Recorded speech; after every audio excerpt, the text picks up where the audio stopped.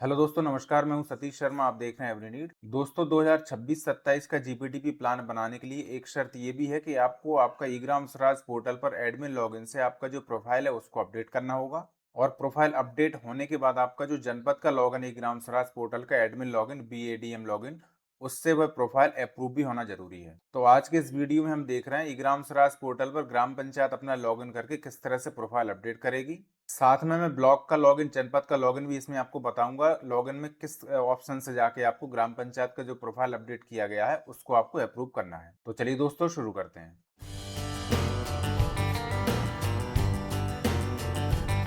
यहाँ पे मैंने ग्राम पंचायत की एडमिन आईडी से ई ग्राम स्वराज पोर्टल लॉगिन किया हुआ है।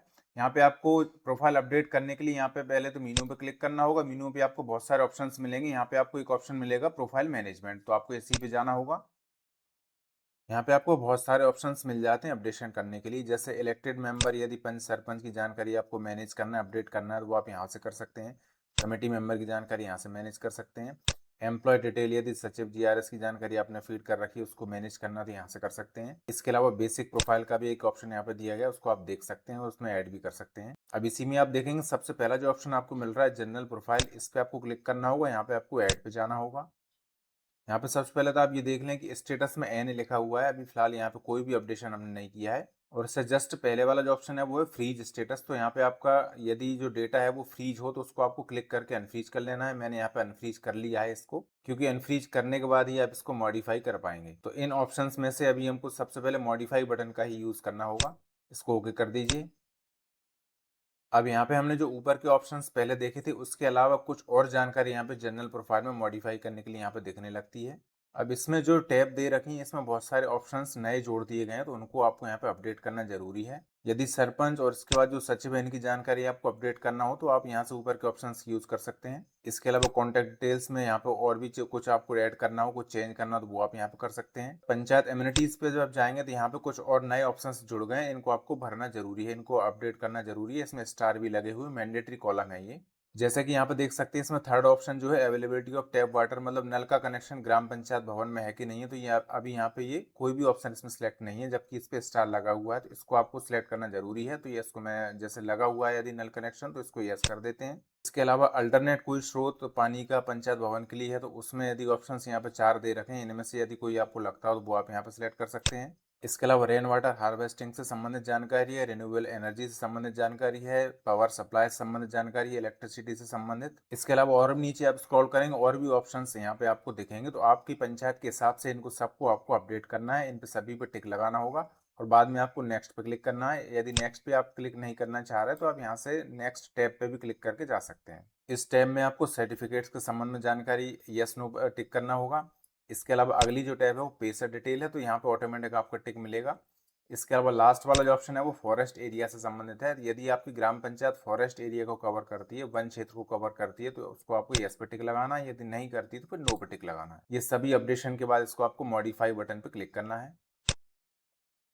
ये सक्सेसफुली मॉडिफाइड हो गई है, इसको आपको ओके कर दीजिए। इसके साथ ही हम उसी पेज पे आ गए जहां से हमने मॉडिफाई बटन का यूज किया था। अब आपने यदि सारी जानकारी अपडेट कर दी है, जो अपडेशन जरूरी है वो आपने कर दिया है, तो फिर इसको आपको फ्रीज स्टेटस में जो अभी अनफ्रीज है इसको आपको फ्रीज करना है। इसको ओके करना है। एक बार और कंफर्मेशन की सारी टैब्स फिर से खुल जाती हैं, इनको आप एक बार फिर से चेक कर लीजिए। और यदि सब कुछ सही है तो फिर लास्ट वाले टैब पे आने के बाद यहाँ पे आपको फ्रीज का बटन मिलेगा, इसको आपको फ्रीज कर देना है। यहाँ पे देख सकते हैं डेटा फ्रोजन सक्सेसफुली, आपका जो डेटा है वो सक्सेसफुली फ्रीज हो गया है। और यहाँ पे आपका फ्रीज स्टेटस में भी देख सकते हैं फ्रीजन हो गया है। अब यहाँ पे जो लास्ट में स्टेटस हमने सबसे पहले देखा था इसमें NA लिखा हुआ था, अब यहाँ पे आप देख सकते हैं pending at higher tier for approval. इसका मतलब आपके वरिष्ठ कार्यालय पे अप्रूविंग के लिए ये पहुंच गया है, वहां पे पेंडिंग है। मतलब आपने जो भी प्रोफाइल अपडेट किया है उसको अब जनपद पंचायत अपने लॉगिन से उसको अप्रूव या रिजेक्ट करेंगे, तो वहां पे अभी पेंडिंग दिख रहा है। अब अगली स्टेप में हम उसी को लॉगिन कर रहे हैं। जनपद पंचायत का जो ID पासवर्ड है उससे मैं लॉगिन करके आपको कहाँ से अप्रूव करना है ये जो आपका प्रोफाइल है वो भी मैं आपको वहां पे बता देता हूँ। जैसे जनपद पंचायत स्तर पे काम करने वाले जो भी अधिकारी कर्मचारी हैं उनको भी इससे सहायता मिलेगी, उनको भी मालूम पड़ेगा कि कहाँ से ग्राम पंचायत के जो प्रोफाइल अपडेट होंगे उनको कहाँ से उनके लॉगिन से उनको अप्रूव करना होगा। अब यहाँ पे आप देख रहे हैं जनपद पंचायत का लॉगिन, ये मैंने जनपद पंचायत का एडमिन लॉगिन मतलब BADM जो लॉगिन है वो मैंने यहाँ पे किया हुआ है। इसमें आपको मीनू पे क्लिक करना होगा। मीनू पे आप जैसे ही जाएंगे यहाँ पे आपको एक ऑप्शन मिल जाता है प्रोफाइल मैनेजमेंट, इसी बटन पे क्लिक करना होगा।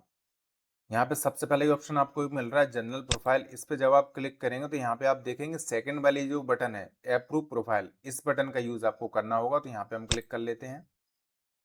इसके बाद आपको पंचायत सेलेक्ट करना होगा। तो जिन पंचायतों का प्रोफाइल अपडेशन हो गया है, जिन्होंने अपने लॉगिन से प्रोफाइल अपडेट कर दिया है, वो सारी पंचायतें जो पेंडिंग है अप्रूविंग के लिए, वो आपको इस लिस्ट में दिखेंगी। अब प्रोफाइल अप्रूव करने के लिए उस पंचायत को क्लिक कर लेना है। यहाँ पे गेट डेटा पे क्लिक करना है।